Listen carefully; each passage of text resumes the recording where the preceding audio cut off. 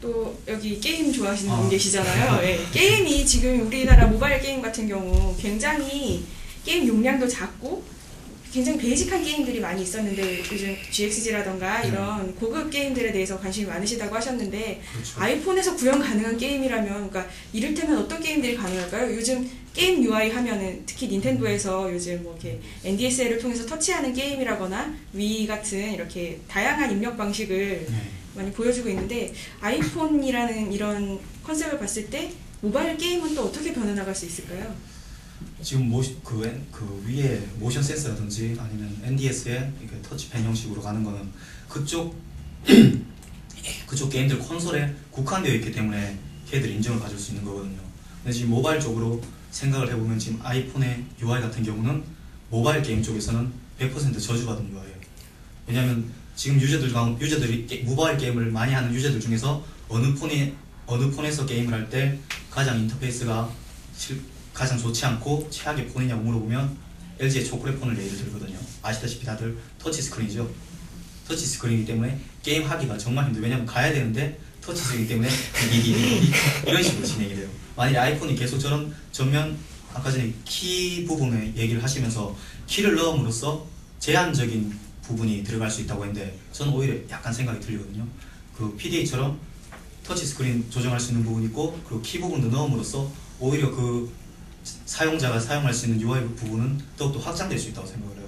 왜냐면 자기가 원하는 쪽으로 하면 되니까 필요하면. 근데 100% 저런 자유로운 아날로그 형식으로 진행을 하다 보면 키 부분으로 진행해야 되는 부분이 분명히 필요해요.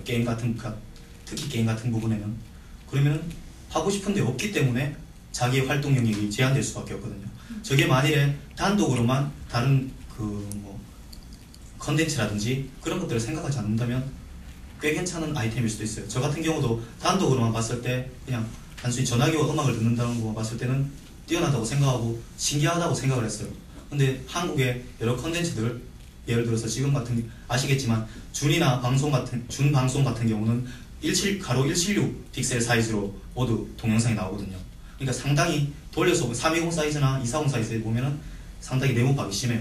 그걸 극복하기 위해서 준에서도 보면 HD 화질반이라고 따로 만들어 놓은 게 있어요. 그 부분도 320 쪽을 기준으로 만들어 놓은 거거든요.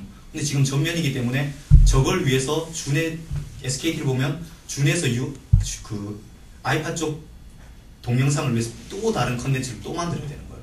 그리고 아까 전에 아이팟의 UI 부분에서 플래시 아이콘 3D화 쪽은 긍정적인 부분이라고 생각해요. 왜냐면 지금 멀티팩 KTF가 어떻게 보면 SKT를 따라가는 부분인데 SKT는 맨 처음에 예전부터 레이트나 준을 접속하면 상당히 화려한 아이콘들이 많이 즐비되어 있던 반면에 KTF는 멀티팩을 접속하면 텍스트 이런 식으로 되어 있었죠. 그래서 접속했을 때 메인 페이지 해킹 통화료는 KTF 쪽에서 정말 극도로 줄였어요.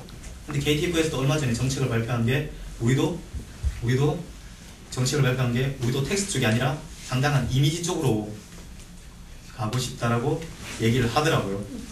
그래서 지금 보면 멀티팩과 매직엔 두 가지 접속 경로가 있어요. 제 휴대폰 같은 경우는. 그래서 멀티팩으로 접속을 하면 기존의 텍스트 위주가 진행을 하고 그리고 매직엔 쪽으로 접속을 하면 지금 네이트에서 구현되는 그런 아이콘들이 많이 구현되고 있어요. 그리고 SKT 자체적으로도 ED에서 2.5D 형식으로 구현이 되고 있는 걸 발견할 수 있는 게 어느 것에서 볼 수 있냐면요. 네이트를 접속할 때 보면 기존의 폰들은 어느 정도 2D 형식의 아이콘들이 많이 줄비되어 있어요. 근데 삼성폰을 예를 들자면 SCH B500부터는 2.5D의 플래시 아이콘들이 네이트에 접속하면 그러니까 UI 자체가 기존의 폰들하고 UI가 다르게 진행이 되어 있어요. 다들 나중에 폰을 보시면 아시겠지만 B500 시리즈 이전과 B500 시리즈 이후에 UI들을 네이트 들어가서 UI들을 보시면 UI가 2D에서 2.5D로 넘어간다는 그걸 확실하게 확인해 여러분들이 보실 수 있을 겁니다. 그래서 넘어가는 건 계속 스펙 자체가 올라가니까 문제가 없을 텐데 게임 쪽으로 본다면은 저 시스템으로는 분명히 지금 우리가 GXG 같은 경우는 GXG에서 최고의 게임을 지금 나이가 조금 있으신 분들은 아시겠지만 손노래 어스토니시아 스토리 시리즈 이번 두 번째 판이 와서 49메가라는 보통 핸드폰 게임이 1메가가 안 되거든요. 근데 49메가라는 엄청난 용량을 들여서 게임을 만들었어요. 그래서 한편에 애니메이션을 보고 있다는 착각이 들 정도의 칭송을 받았고 GXG 컨텐츠가 나온 이후에 처음으로 GXG 컨텐츠가 칭찬을 받는 게임이에요. 그 게임. 근데 그 스펙상으로 보면 저기서는 구현이 가능해요. 근데 게임 자체는 만들 수가 없죠. 왜냐면 인터페이스 자체가 게임을 할 수 있는 인터페이스가 아니고 단순히 음악 쪽 그리고 전압 쪽 이쪽으로 버튼이 없기 때문인가요? 버튼이 없는 게 가장 큰 원인이 되겠죠. 왜냐면 버튼이 없기 때문에 네, 게임을 하기에 터치 스크린 쪽으로는 적절할 수 있다. 터치 스크린 쪽으로는 게임이 구현이 힘들고 사람들에게 짜증을 유발한다는 건 벌써 한국의 초콜릿폰에서 벌써 입증이 돼버렸거든요.